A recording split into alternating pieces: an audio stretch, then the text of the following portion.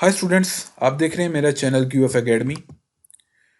मैं उम्मीद करता हूं कि आप सब खैरियत से होंगे और जो भी मेरे चैनल पे न्यू स्टूडेंट्स आए हैं उनको मेरी तरफ से वेलकम।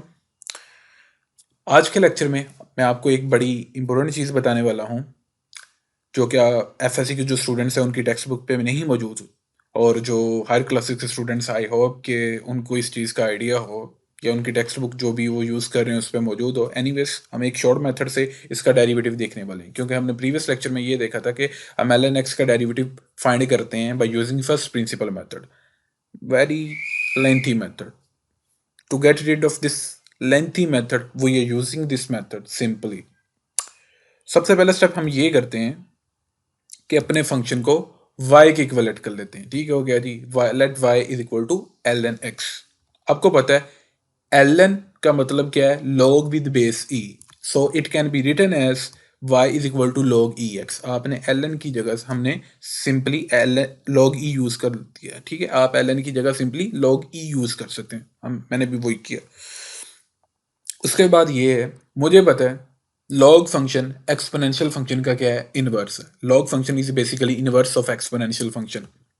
हम लॉग फंक्शन का डेरिवेटिव कैसे फाइंड करेंगे? इसको एक्सपोनेंशियल फॉर्म में लाकर, क्योंकि हम एक्सपोनेंशियल फंक्शन का डेरिवेटिव देख चुके हैं कि वो कैसे फाइंड करते हैं। उसका डेरिवेटिव बड़ा सिंपल भी है, तो हम इसको एक्सपोनेंशियल फॉर्म में लेके आएंगे, लॉगरिथमिक फॉर्म को, तो फिर हम इसका डेरिवेटिव फाइंड करेंगे। मैंने यही लिखा है कि as exponential function is inverse of logarithmic function, so take exponential on both sides to make exponential form. Exponential form बनाने के लिए दोनों साइड्स पे ई ले लें। ठीक है, तो ई की पावर वाई बन गया, e with power log e x. ठीक है, यहाँ पे भी ई की पावर बना दी, इधर भी ई की पावर बना दी। ठीक हो गया।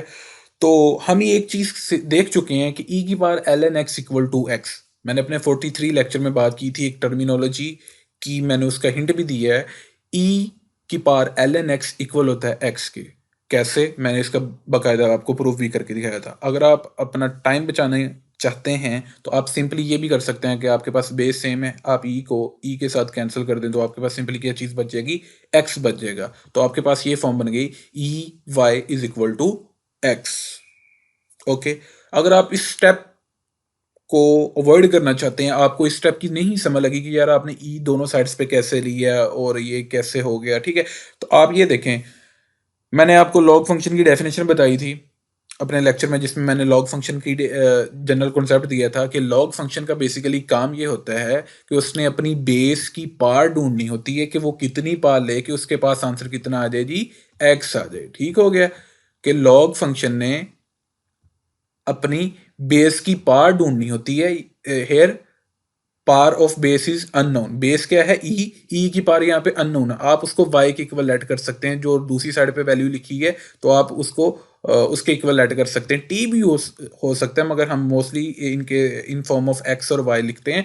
तो इस चीज़ को अगर हम एक्सपोनेंशियल फंक्शन में देखें तो ये चीज़ कुछ ऐसे बनती है कि बेस की पार कितनी लें, मतलब बेस क्या है? ई की पार में बेस की पार में y की वैल्यू कितनी लें कि हमारे पास ये x बन जाए, लॉग फंक्शन का ये एक्सपोनेंट x बन जाए हमारे पास। तो हम इसको डायरेक्टली यहाँ पे इस फॉर्म में भी लिख सकते हैं, e y is equal to x. इस लॉग फंक्शन को आप यहाँ पे लिखें in exponential form, this log function is equal to e की power y equal to x. ठीक हो गया, इस चीज़ को मैंने एक्सपोनेंशियल फॉर्म में किया है। तो ये जो दूसरा वे बताया मैंने आपको, आई होप कि आपको इस चीज़ की भी समझ लगी होगी। अगर आपको किसी पॉइंट पे कंफ्यूजन होती है तो आप मेरे से कमेंट सेक्शन में पूछ सकते हैं। ठीक है, एनीवेज, हमारा काम आसान हो गया, ज़िंदगी आसान हो गई भाई, कि लॉग फंक्शन को हमने एक्सपोनेंशियल फॉर्म में बना लिया। अब हमारे पास डेरिवेटिव लेना बहुत आसान हो जाएगा। हम क्या करते हैं? Differentiate with respect to x on both side, क्योंकि राइट साइड पे वेरिएबल एक्स है, दोनों साइड्स पे हमने एक्स के हिसाब से डिफरेंशिएट कर दिया। इधर भी डिफरेंशिएट कर दिया, इधर भी डिफरेंशिएट कर दिया। ई की पावर वाई का डेरिवेटिव कैसे लिया गया? आप किसी भी एक्सपोनेंशियल फंक्शन का डेरिवेटिव लें तो मैंने आपको आसान अल्फाज में उर्दू में लिख के बताया था भाई, आसान भाषा में, कि भाई आप किसी भी एक्सपोनेंशियल फंक्शन का डेरिवेटिव लें तो भाई आप सेम वही चीज़ लिखते हैं आप जिसका डेरिवेटिव ले रहे हैं। लाइक ई की पावर वाई का डेरिवेटिव ले रहे हैं तो ई की पावर वाई ही लिख दें, उसके बाद साथ उसकी पावर का एक्सपोनेंशियल फंक्शन की पावर का डेरिवेटिव ले लें। ई की पावर वाई का डेरिवेटिव लिया, ई की पावर वाई आ गया।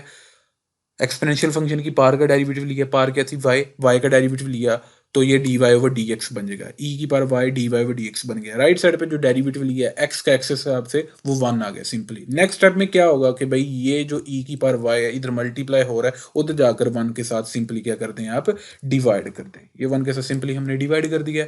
अब ये क्या है आ रहा है जी, ई की पावर वाई, ठीक है।